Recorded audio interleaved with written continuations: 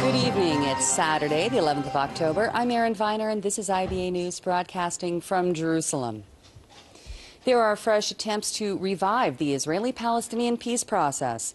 This, according to American officials who say that U.S. Secretary of State John Kerry intends to call for a new round of talks between the two sides tomorrow when he attends an international donor conference in Cairo on rebuilding the Gaza Strip.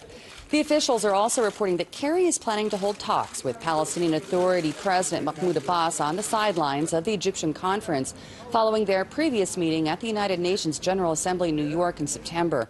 Sources at the State Department say that the top U.S. diplomat will reconfirm Washington's commitment to helping the parties achieve a negotiated two-state solution so that they can break the repeated cycle of war and reconstruction in Gaza.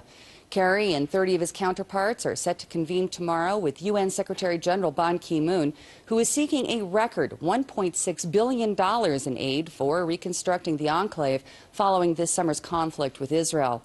Last week, the Palestinian Authority unveiled a $4 billion proposal with the greatest amount earmarked toward the construction of houses for an estimated 100,000 residents left without homes.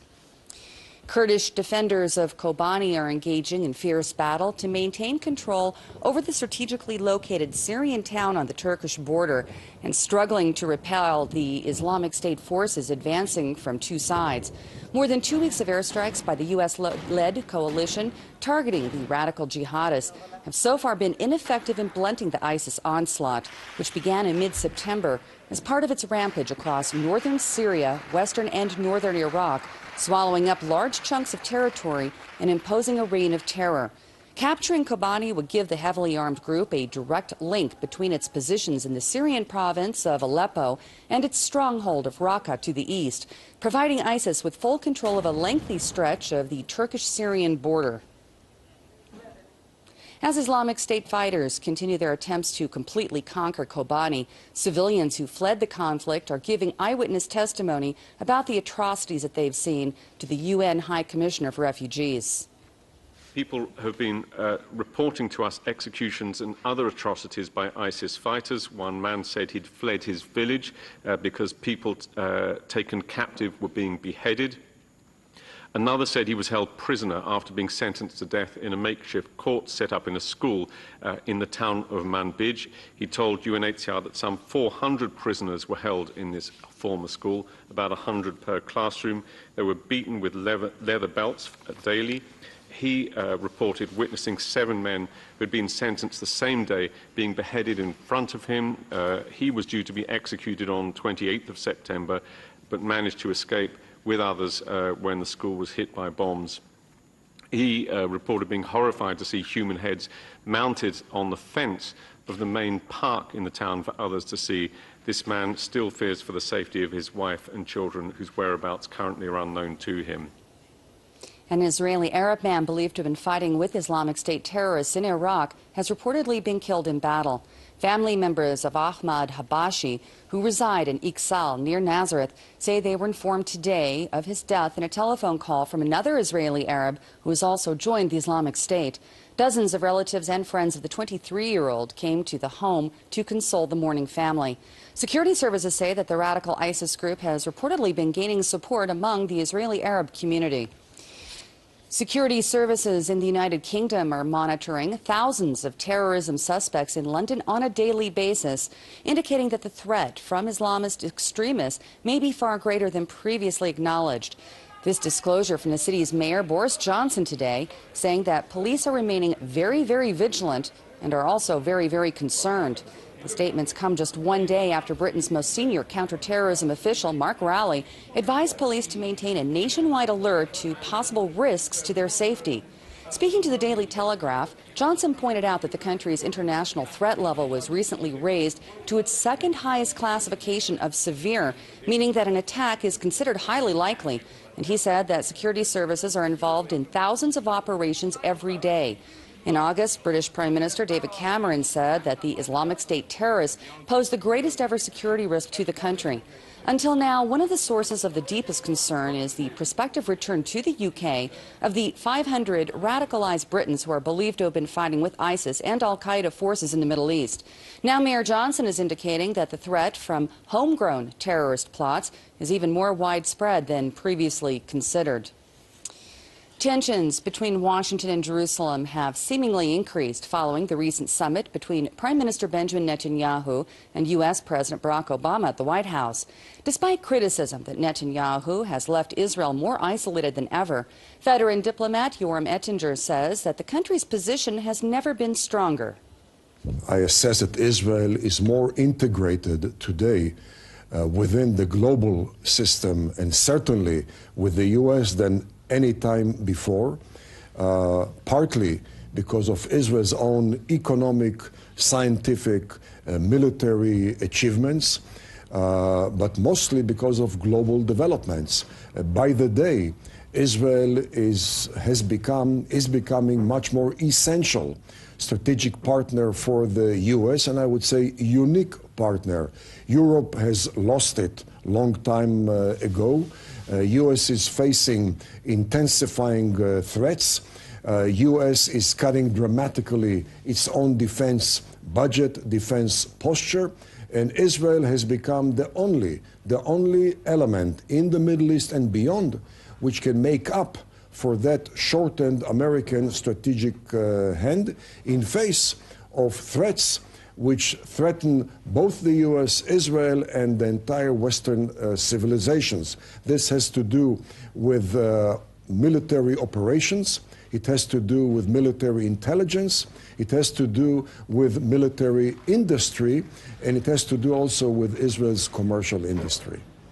Now, Prime Minister Netanyahu said he's committed to a two-state solution, and he intends to garner the support of moderate Arab states in order to advance a peace agreement with the Palestinians. If he adopts that strategy, do you think we'll see real progress in the peace process or not? Well, first of all, we have to realize the nature of the obstacle to peace. It has nothing to do with Israel.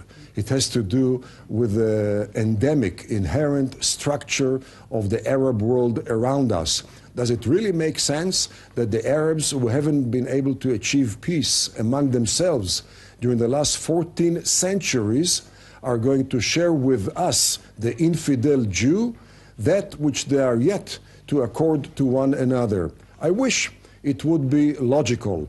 Unfortunately, it is absolutely not logical. And therefore, irrespective of Israelis' proposals, I cannot see peace at our time between Israel and the surrounding Arab countries. But more importantly, in view of what is happening right now on the Arab street, namely the Arab tsunami, which has shown the explosive nature of the Middle East, it seems to me that it requires a huge stretch of the imagination to assume that Israel could survive while limiting itself once again to the 9 to 15 mile sliver along the Mediterranean, dominated by the mountain ridges of Judea and Samaria, and surrounded by the land of the ISIS and the ISIL and the Al-Qaeda and the Ayatollahs and the mullahs and the Hamas and of the Middle East. If Israel wants to survive, it must control the mountain ridges of Judea and Samaria, unless we want Tel Aviv and Jerusalem and Ben Gurion Airport to become daily target for Arab mortars and Arab missiles. What are the chances of the current stalemate between Israel and the Palestinians continuing? I mean, we've seen that for a number of years now there's been attempts to revive the peace process. We haven't seen any breakthrough. Do you think this is what we're going to see in the future? Well, I cannot see a breakthrough between Israel and the Palestinians as long as the Palestinians adhere to their most fundamental ideology. When it comes to Mahmoud Abbas, his fundamental ideology is gleaned through his own education system. This is the person who, as a deputy to Arafat, installed the Palestinian hate education incitement system in schools, in the mosques, and in the Palestinian-controlled media. That reflects most authentically who Mahmoud Abbas really is and what are his aims. And this is totally incompatible with the term peace. In fact, I would suggest that to assume that Mahmoud Abbas is genuinely striving for peace on one hand, and Mahmoud Abbas holding on to his education system on the other hand, is a classic oxymoron. The book Memoirs of a Jewish Extremist by award-winning author Yossi Klein Halevi is now being reissued in paperback. The senior Hartman Institute fellow recently expressed his concern that Jewish extremism is now infecting Israeli society. To IBA's Eli Wogelenter. Look, the circumstances in which I became a Jewish extremist in my teen years in the late 1960s, early 70s, were very different than the circumstances today. I grew up in a Holocaust survivor family in Brooklyn. We were barely decades away from the Shoah. It was the time of the Soviet Jewry movement. It was the 60s in America. It was the Black Power movement, the New Left, and this was our equivalent. This was our expression of the what I would call in a way the ecstasy of rage that was taking over the streets in America. Exemplified by Meir Kahane. And Meir Kahane comes along, the founder of the Jewish Defense League, and gave voice to all of that frustrated post-Holocaust rage of my generation. What we're seeing erupt in Israel today worries me deeply because I recognize it. When I look at the kids, Jewish kids in Jerusalem, shouting death to the Arabs, when I see the outbreak of the far right in Israel, that sense of self-referential, obsessive rage, where all you can see is your own pain, and you're not capable of any empathy, that's what defines the extremist persona. And we're seeing the eruption of that happen in Israel today. What's the cause of it? The cause, there are several causes. First of all, my generation of Israelis, the generation, let's say, that came of age in the 1980s. I moved to Israel in 1982, joined the army during the first Intifada. My generation produced what we can call the guilty Israeli. The Israeli who felt that we weren't offering the Palestinians a deal, all we were offering were more settlements and occupation. The generation of Israeli kids who grew up, my children, their friends, who grew up with the Second Intifada, are not guilty Israelis.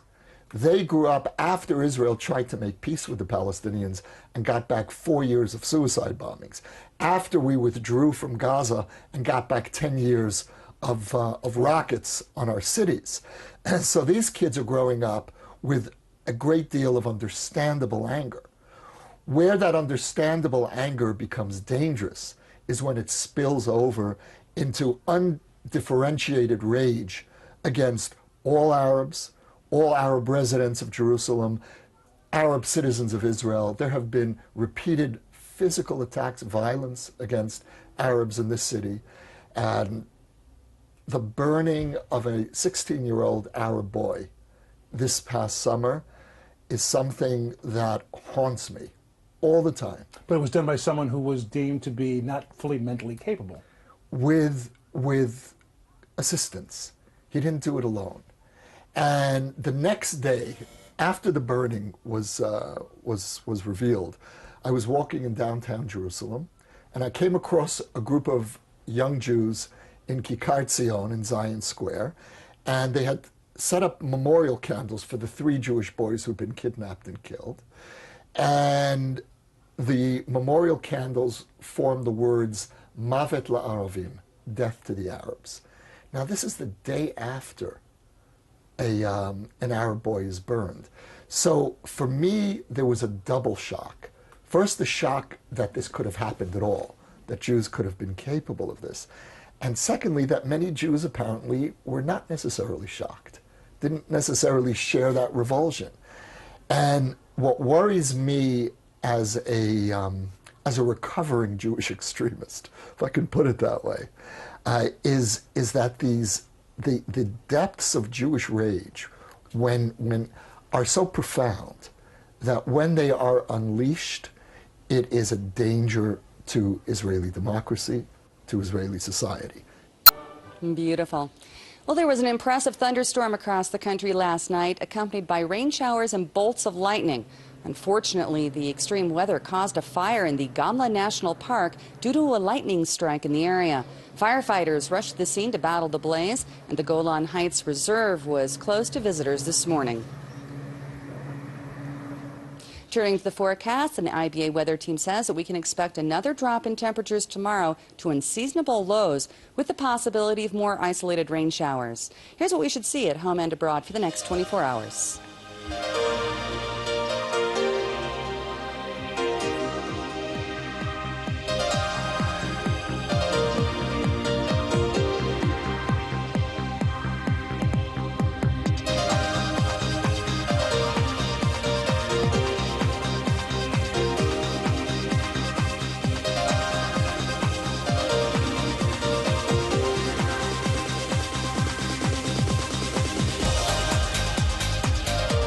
Thank you for joining us this evening. We hope to see you again tomorrow at our weekday time of 5 o'clock, when Laura Cornfield will be here to bring you the latest breaking news from Israel.